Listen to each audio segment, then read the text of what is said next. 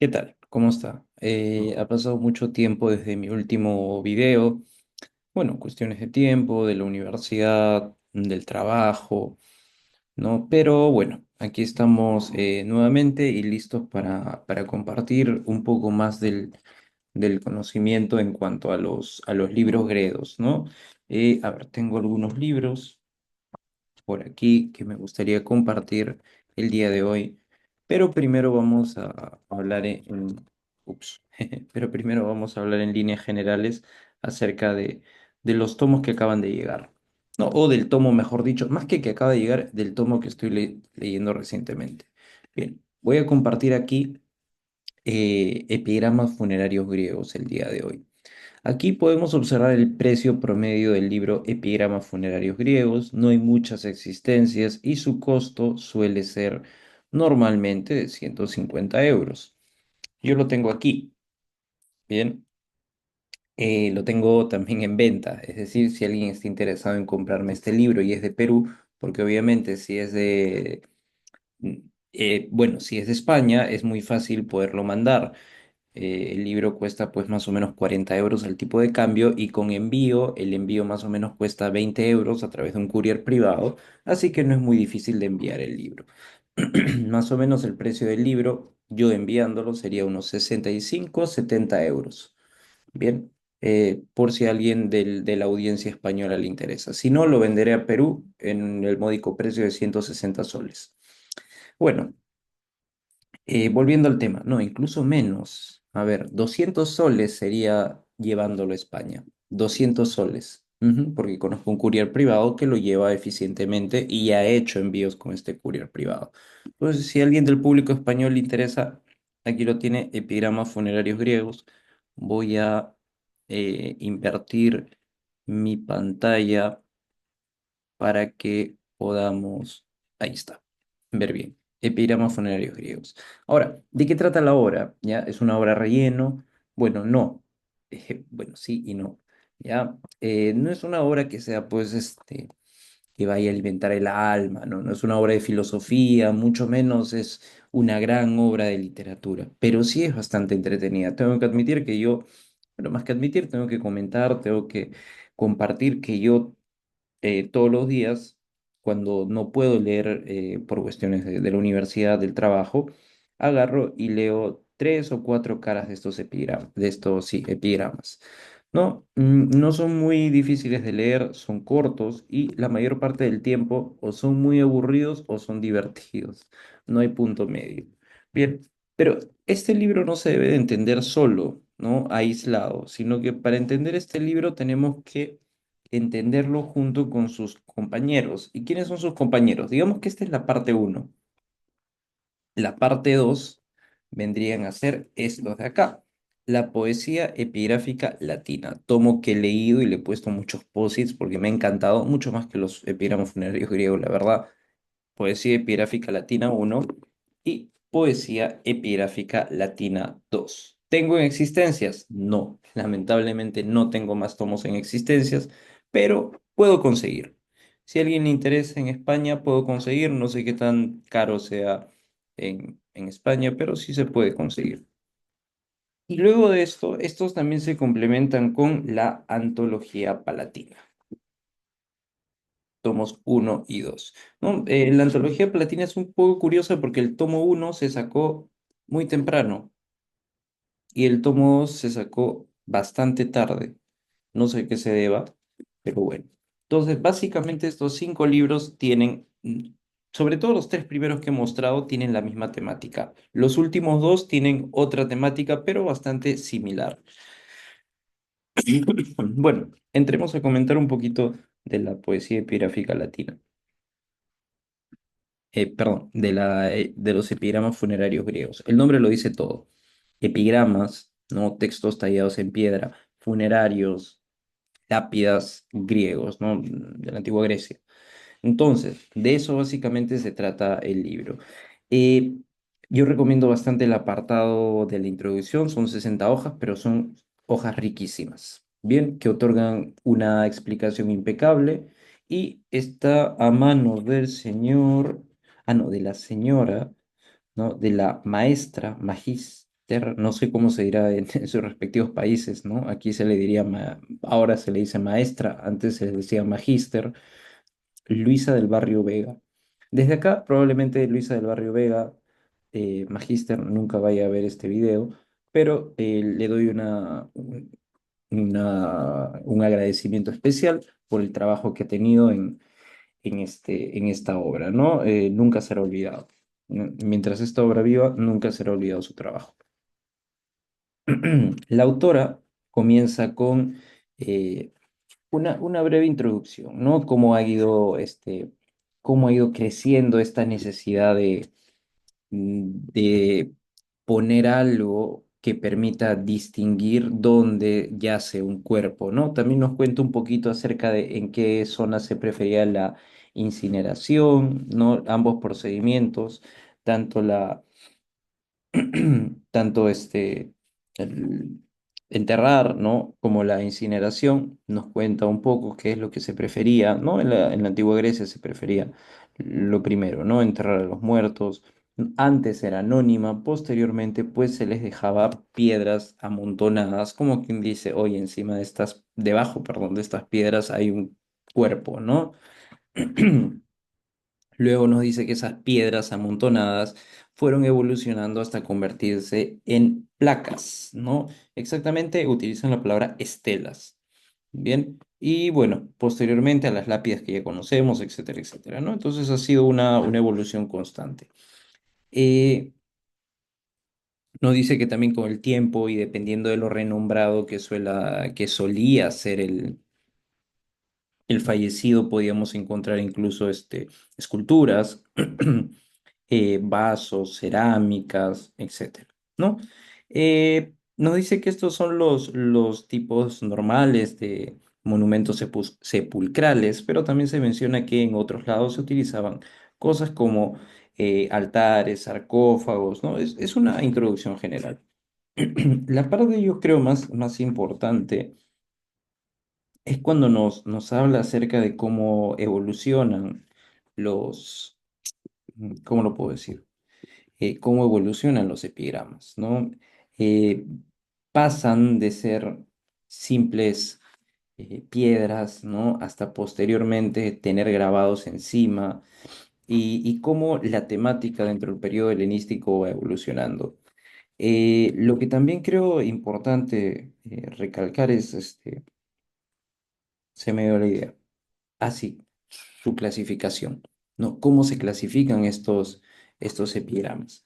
Bueno, esta es la parte más importante, pero antes de entrar a la clasificación de los epigramas, la autora hace una salvedad.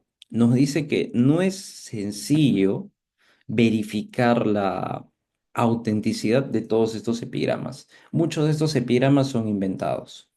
Es decir, no tienen correspondencia con la realidad, no es que hay una tabla, no, sino que digamos que en la antigua Grecia había un fenómeno no, en la antigua Grecia, ¿no? En la antigua Roma había un fenómeno o un género literario, ¿no? Y este género era el género de epigramas funerarios. Bien, entonces no sabemos exactamente hasta qué punto son reales y hasta qué punto no. Ella nos dice que para verificarlo tendría que haber una correspondencia, o sea, tendríamos que encontrar la tabla con la información. Y según lo que ella señala, se han encontrado muy pocas, por lo cual pues no hay forma real de saberlo. En realidad todos estos epigramas no son más que compilaciones en texto, o sea, no es que la persona en la edad contemporánea haya visto, haya ido a los remanentes de Grecia y haya visto, uy, voy a tomar nota de esto. No, sino que hace muchos años un compilador supuestamente vio estas tablas y empezó a hacer bueno, la compilación, ¿no? Y hacer un corpus, por lo cual no hay forma de verificarlo, ¿no? Ahora, en cuanto a la clasificación de los epigramas, ¿no? Esta es una primera clasificación, si son reales o no, ¿no?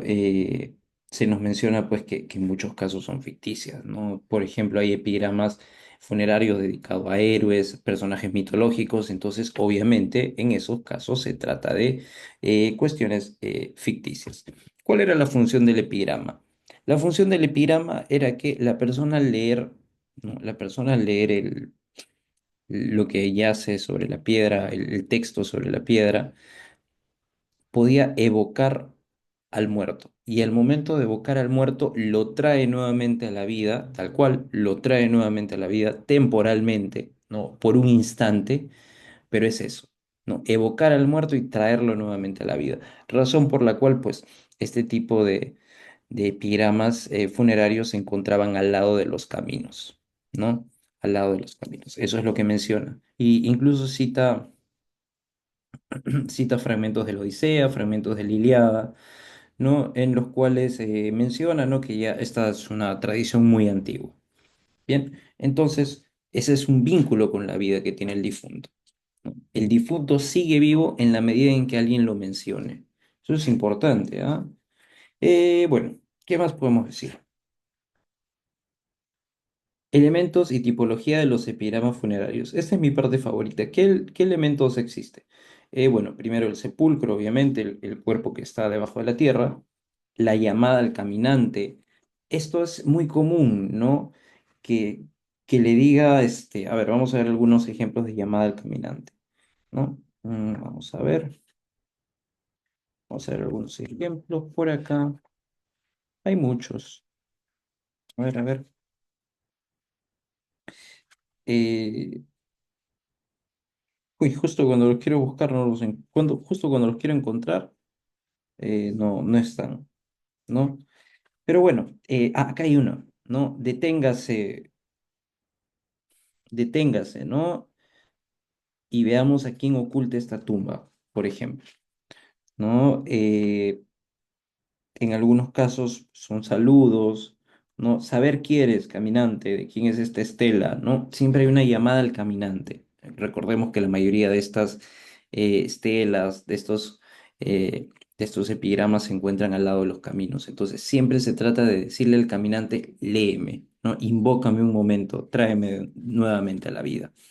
Hay un elogio del difunto, y acá hay una frase muy buena, de Mortius, no sé si es nihil o nihil, yo supongo que es nihil, de Mortius nihil nisi bonum, ¿no? ¿Qué significa esto?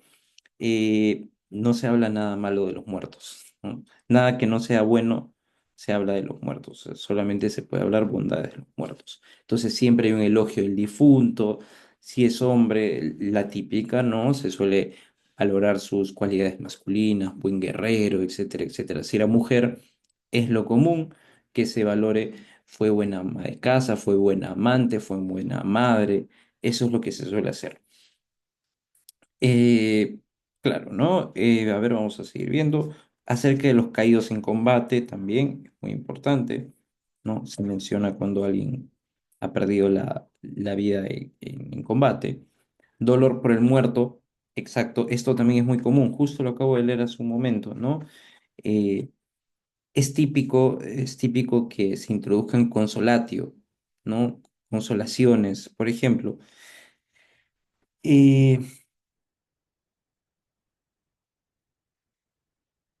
Decid a los que me aman que pongan fin a sus lamentos y a su dolor, porque he marchado al Hades tras haber nacido mortal e hijo de mortales, ¿no?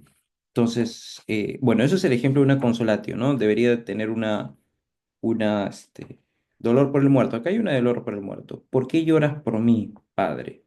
Amarga es la divinidad para los mortales, vive y olvida, ya no podré serte de ningún provecho, ¿no? Entonces, siempre hay esto, ¿no?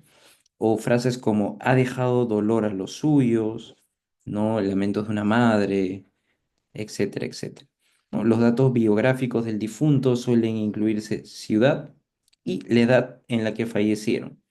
Bien, ciudad y edad en la que fallecieron. Recordemos que aquí aún no existe esa costumbre, que es una costumbre del cristianismo, de poner fecha de nacimiento, fecha de muerte, ¿no? Aún no existe eso de la fecha de muerte. Eso lo vamos a encontrar en la poesía epigráfica latina. En la poesía epigráfica latina sí se pone la fecha de muerte, porque la fecha de muerte es la fecha en la cual empieza a vivir la persona en la eternidad. Bien, eso lo menciona la poesía epigráfica latina. Bueno, de las consolatio ya hablamos. Algo típico en las consolatio, por ejemplo, es que la muerte es el destino común de todos, ¿no? O sea, todos vamos a morir. Eh, ¿Qué más? También señalar, ¿no? Como no solamente mueren los seres humanos comunes y silvestres como nosotros, sino también los hijos de dioses y los héroes. Y la muerte como descanso de los sufrimientos de esta vida. Causas y circunstancias de la muerte. Normalmente la muerte está asociada a muchos temas, ¿no? Muerte natural, ¿no? Suele ser cuando, bueno, ya sabemos, ¿no? Se muere naturalmente y aquí no se suele detallar mucho, ¿no? Simplemente se dice que murió y ya. Tampoco es que ellos conocieran la definición de muerte natural. Por muertes violentas, aquí sí se pone, ¿no? Caído en combate, accidente, naufragio, etcétera, etcétera. En algunos casos se pone que murió por providencia divina, es decir, porque así fue el destino, ¿bien? Así lo quisieron los dioses. Muerte prematura, los de la muerte prematura son muy tristes, ¿no? Sobre todo lo de los hijos que mueren antes que los padres, son muy tristes, ¿no? Cuando mencionan, ¿no? No era alterando el orden natural, esa típica frase, ¿no? Alterando el orden natural. Son los hijos los que entierran a los padres, no los padres los que entierran a los hijos. ¿No? Ojo que la muerte prematura se refiere a eso. Bien, cuando el hijo muere antes que los padres, no se refiere a muerte prematura de niños. Para eso hay otra categoría, que son justamente los epitafios de niños, ¿no? En la cual pues se recalca, ¿no? Que no llegó a la vida madura, no llegó a conocer el mundo. Muerte antes de la boda y sin hijos, bueno, esos son otros apartados. ¿Qué más? ¿Qué más? Ah, y bueno, básicamente esas son las clasificaciones más importantes. Hay otras más, ¿no? En donde, por ejemplo, se prefiere el amor conyugal, el amor familiar, las relaciones de parentesco. Hay partes también que seguramente lo voy a ver en un momento, pero hay partes en donde muere el esclavo y el esclavo llena de alabanzas al amo. No, justamente aquí la autora refiere de que probablemente en realidad pues el esclavo no haya, obviamente el esclavo no está muerto, ¿no? Obviamente no va a proferir alabanzas al amo, pero era una forma del amo, ¿no? De llenarse, de encomiarse a través del esclavo, ¿no? A través de su placa. Bien, eso también lo menciona. ¿Qué más tenemos? Bueno, el destino después de la muerte, ¿no? El cuerpo se queda en la tierra, el alma se va hacia arriba. Bien, la brevedad de la vida también es un tema típico, ¿no? El carpe diem también es un tema típico, ¿no? El símil entre que las flores se marchitan y los hombres también, ese símil también lo vamos a poder encontrar. La muerte como sueño eterno, ¿no? Mm, ¿Qué más? Meditaciones contra los profanadores. Es también típico. Amenazas, ¿no? Maldiciones contra aquel que se atreva a molestar a aquel que yace sobre, sobre la tierra, ¿no? Aquel que yace debajo de la tierra. Disculpe, estoy mal de la garganta. ¿Qué más tenemos? A ver. Que la tierra te sea leve, esa me encanta. Siempre vamos a encontrar. Yo no sabía a qué se refería esa frase, que la tierra te sea leve. Yo la he escuchado mucho acá, pero no sabía de su importancia y ahora resulta que pues, es común.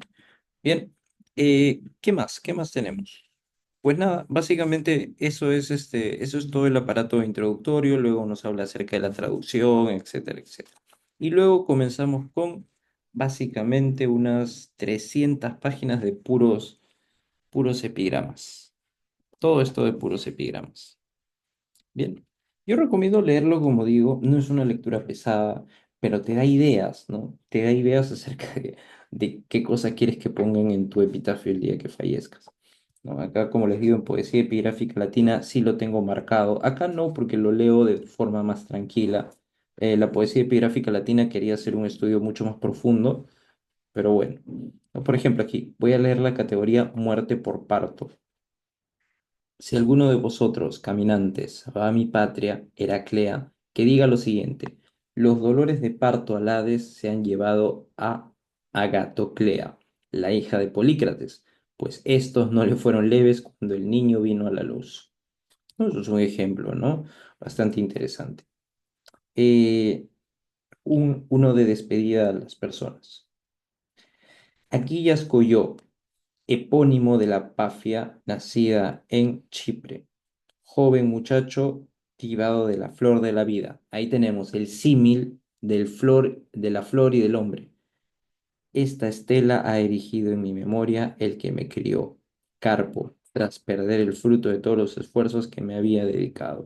¿No? Entonces es bastante triste, ¿no? Lamentablemente en la traducción al español se va a perder el juego de palabras. O sea, en estos casos se están perdiendo el juego de palabras. Eh, El autor, el autor acá abajo nos pone el juego de palabras, ¿no? Que se pierde en la traducción. Pero bueno.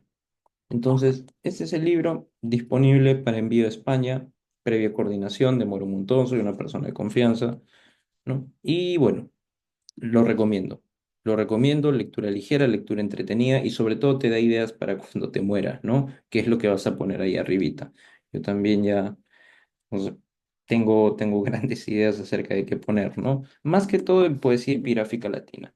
Pero ya veremos la estructura especial de la poesía epigráfica latina la próxima, ¿no? Voy a leer uno de poesía epigráfica latina, ¿bien? Uno que me haya gustado.